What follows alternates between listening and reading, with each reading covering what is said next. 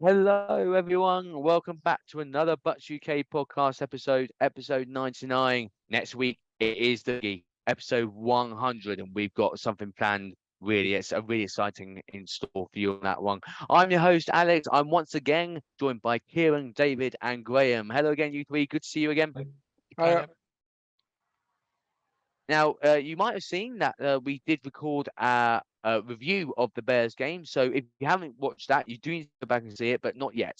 Make sure you watch this one first. Make sure you smash the like button, click subscribe, do all the usual bits. Once you've seen this one, go back and have a look at that one as well. So we're here to look ahead to Monday Night Football. It's prime time for Buccaneers when the Eagles come to Tampa Bay. So let's get straight. Um, David, so it's prime time. No Tom Brady this time. No, but it is a huge night for the Buccaneers. This is the night where Rondé Barber gets his golden jacket in front of the Bucs fans, and it is just going to be an electric atmosphere. We're going to have a lot of that Super Bowl team in Tampa. It's just going to be a crazy game. And what better than to celebrate Rondé Barber in front of the Eagles after he shut down Vet Stadium? It was the only game it could possibly be held at, couldn't it? It's going to be an electric night. I mean, there must have been some intentional planning there. I'm not complaining one bit on that one either. Kieran, Rondé Barber, Buccaneer legend, finally into the Hall of Fame, long overdue. What, in your opinion, what does he mean to the Tampa Bay Buccaneers? So the Super Bowl 37 defense, everyone said, where does that rank in history? But Rondé Barber was he was there before everyone. He was there after everyone. He was the perennial Buck for so long. I remember when my copies of Buccaneer Weekly would drop on my doorstep. It took almost the whole week to get to us in the UK. I remember him being drafted, and he was there. He played in Orange first time round for real, and he was part of the culture, along with people like Hardy Nickerson, that really changed the culture of the Bucks and brought that around. And so, although he's quite quiet. He's quite shy, although he's blossoming as a TV personality. But it was that slowly mature, inward-facing approach, I think, that really solidified the Bucks' character, and that's what led to a Super Bowl. So I don't think you can underplay him, and I think it's absolutely fantastic and just and right and proper that he's now recognised. How big a moment do you think this is? Not just for Rondé, but for the Buccaneers as an organisation.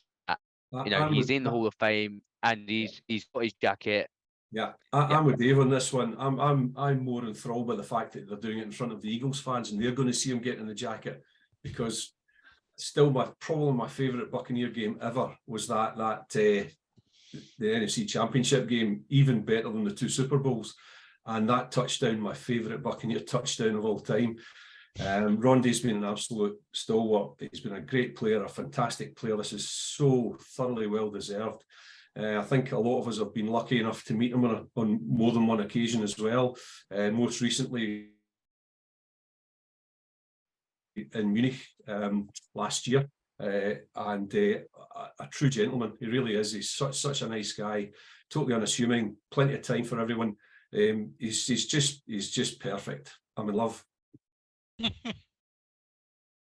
Has has your family got something to worry about now? Then is Rondé Barber your next person?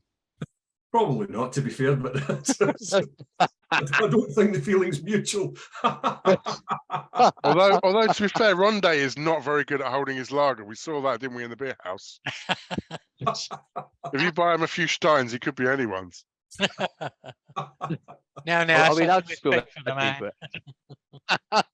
I mean, although saying that it was bonkers in Munich, but we don't want to get onto that because we were talking about it for hours. We are here to look ahead to that primetime game against the Eagles. Kieran, what do you see from the Buccaneers in this game? What's one thing you're looking for in particular? Mistake-free football. These are the big boys now. We've had the warm-ups.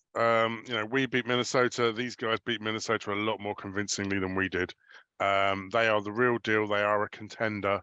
I think I haven't yet seen all the power rankings and where the Bucs have come up. I imagine they're starting to get to some mid-table mediocrity. If we can beat the Eagles, then I think we crack the top 10 in those rankings. This is the test so far for the season. I think this is the test for the first half of the season, to be honest. The Eagles are absolutely no pushover, so we're going to have to be at our best to get results on Monday. Graeme, what about you? What would you like to see from this under think, the lights? Boring. We have to establish the run. If we can do that again, if we can get some forward momentum in the running game, we protect Baker Mayfield. We don't have him scrambling from one side of the field to the other, lobbing balls downfield, 3rd and 15, 3rd and 20, all that kind of nonsense. Establish the run. And if we establish the run and give Baker Mayfield a little bit of time, I think he can pick some holes in them. And David, I'd like to hear what your thoughts on this one. Again, the guys have talked about offense. I think, what do you do to stop Jalen Hurts and the Eagles? The biggest thing is up front is they're very heavily reliant on the run game at the minute. DeAndre Swift, or did he get 175 yards? 6.1 yards a carry he's averaging. But, our defense loves stopping the run, doesn't it? So that's got to be the starting point. That's where we've got to try and shut them down there. And once we do that, we've got to hope someone can pick up Devontae Smith in the air. It's as easy as that. I mean, you're saying about the defense there, David. I agree with you completely there. I think, I don't know about you guys, but I think back to that Bears game. It hurts and feels, can't compare two different quarterbacks, but I look at how good we were defensively, particularly on the line of scrimmage, and I'm feeling, pretty confident, pretty optimistic that we can do something here. We can slow Hurts down and make it really difficult for him. I think to be fair, the Vikings slowed him down a bit at the weekend there, but then Smith 131 yards, Swift 175 yards. That was 300 out of the 400 yards with these two guys, So Jalen Hurts didn't appear to be that big a factor. So it's a three-headed monster, if not more. They've got three guys there who could beat you on their own. That's a really good point, and it's an obvious point, but it's an important one, that they are one-dimensional. And they are one-dimensional because they are able to impose their will on the other team. They don't need to become creative because what they do works.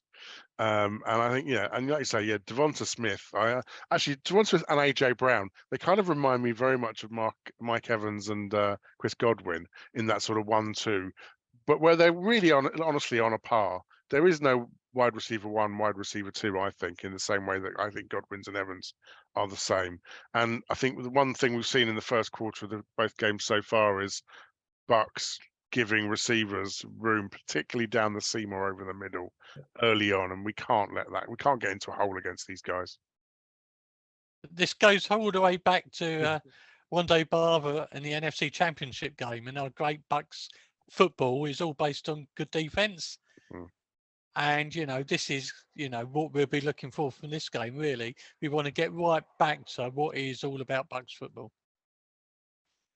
So secondary is going to be a big area that the Bucs need to focus on. And I think from the points that you've all made, which is very, very, very fair there, especially when you look at the number of yards they're getting in, the Eagles getting in the air. Our secondary are going to be really on point on Monday during the game. Yeah, I mean, Carlton Davis, I don't know how well he is, what the recovery's looking like. To not see him dressed last week was scary. To not see him dressed this week could be suicidal. Yeah, and we be don't have a great record still gone, David. Still gone. Yeah, and with all that as well, we don't have a great record on prime time. It's another game on national telly, and we'll be up. Is that a thing? I was hoping we get through the episode with no one mentioning that prime time record, but never mind. So let's quickly move over to our keys to the game. I think we've discussed a few already, but again, I'd like to hear what each of you think. Kieron, what's your key to the game on the Monday Night Football? So I'm going to stay true to my form and say special teams will be the key to the game. Kamada will keep us in good field position no matter what. Chase McLaughlin was not to blame, I don't think, for that for the block kick. So I think, but no mistakes on special teams, I think, is going to be crucial. I think if we can get points and just keep rolling points, you can't keep coming away with 3. But if you keep, it demoralises the opposition if you keep marching down and coming away with points. So I think, yeah, special teams for me could be the deal breaker, the game changer. And David, what's your key to the game? Stop their run game first, but I actually think we should go into this game as a free hit. Actually, so no one expects us to win. If we lose, fine, we just brush it off, move on, and let's not beat ourselves up about it. I think, we can go there and put in a good performance, but this is one of those where I don't think we worry too much about if we do lose. But let's not get ourselves down. Let's keep the momentum going as best we can. I think just before I come to you, Graeme, I just want to hold on that for a minute, David. I think you make a really good point there, actually, because I say we are effectively going in as the underdogs. I know we're 2-0, but as you say, on paper, everyone looked at this matchup and go, you know what? There's no way the Bucs going to get anything from this. So you could almost argue that we can just play freely. What happens happens. Yeah, but I mean, we came out of last season, didn't we? Thinking we weren't going to have a team at all that was going to be competitive this year. Actually, with everything, the transactions, front office did, the players we kept, the free agents we brought in the draft. Actually, I think collectively, Bucs fans know we're a better team than most people thought. But, we know we're not close to the finished article yet, but I think there's massive potential for this season. So let's just have a reality check on it. And Graeme, what's your key to the game as well, please? Yeah, kind of similar. I think we need to slow them down. We need to stop the run. They'll rack up 35 points on anyone in the blink of an eye. If we can't compete with that. We can't be relying on our offense to score 35, 40 points. So slow them down. And if our offensive line can play the same kind of football they've played the last 2 games, gives us a chance. Absolutely. I think for me, we've mentioned their wide receiver threats. It's easier said than done. But we've got to try and really limit their wide receivers. Especially when we look at the numbers from the week, it always feels like it's going to be near impossible. But if we're going to have a chance to win this game, we've really got to limit that wide receiver threat. So we know how quick we can get to a quarterback. Hopefully, we can keep that up. Try and give Jalen Hurts even less time in the pocket, giving the receivers less time to get down the field, and hopefully we might be able to limit them there, in some way, shape, or form. So for me, my key to the game is to limit that passing as much as we can. Right, time to put our money where our mouth is. Here we go. This is the big one. I think this is what everyone tunes in for. Okay, score predictions. Graeme, what's going to happen? I'm going for, I say we do slow them down, and I say we score a couple of touchdowns. I think we beat them 27-24. There you go. You heard it here first. Close game, but I like that. I like that. I like that one. Kieron. I'm glass half empty, I'm afraid. You're going to hate me. I think we win. I think we win 7-5. But in scoring opportunities, but I think we come away with too many field goals, and I think we end up losing 31-29. There were a couple of occasions where, I mean, the key for me last game was when Devin White was dropping back into coverage on the number 1 receiver. And if we get those sorts of mismatches, we will be picked apart. So I think we will move the ball. I think we'll score, but I think they're just too strong. David. Bucs going to win 21-17 despite all my pessimism. They're going to get off to a fast start. We're going to sort ourselves out. We're going to put Jalen Hurt in the ground, and we're going to sort ourselves out. Second half, come back for a victory inspired by Rondé Barber's halftime gold jacket. I'm afraid I'm on Kieran's side here. I'm half empty. I think this is just going to be a really, really tough. I'm sorry, Graham. I'm just being honest with you here. I think it's going to be close, like you guys, but I think the Eagles might sneak this one. I think it's going to be pretty high scoring. I'm going 31-28 to the Eagles. So I think it's going to be really, really close and really high scoring. But yeah, that's who I'm going with. I tell you what, I could be persuaded. I hope I'm wrong. It could be whoever gets if the Bucs get the ball last, I think we've got a shot. And I think we're all saying it's going to be close. I think you must have been reading my mind, Kieron, because I almost thought I thought that as well. I think whoever gets that ball last could end up winning this game. We've got two good defenses coming up with each other. We've got two good defenses coming up with each other. So I think this is going to be for neutral. I think this is going to be a brilliant game. As a Bucs fan and an Eagles fan, I think you're going to be, sweating. I'll say that. I'll just say sweating. But I think it's going to be a really good game for a neutral. So we'll see what happens on that one. But yes, thank you ever so much. Sorry, David. Sorry. I was going to say the Vikings did put 28 points on the board against them. I think we've got a bit of defense. Yeah, absolutely. So I think there's a chance there.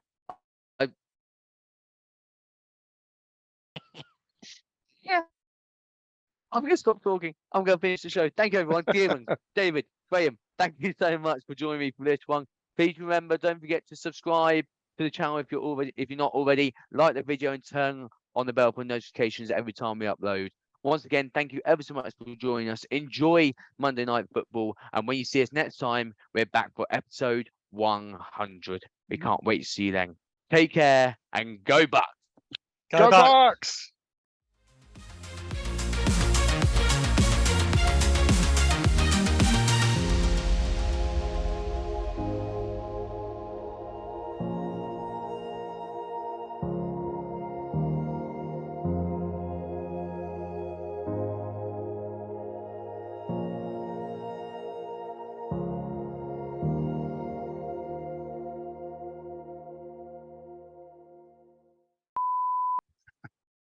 Well, that was awesome. I've got to now go and rub some cream on my dog's.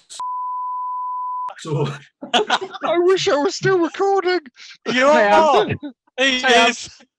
I have. Hey, Kieron, my internet can manage small bits. So I'll Get me cut that clip. bit down. Get me and that I'll clip. send you that clip. Okay. I'll leave that with me. I'll send you that one.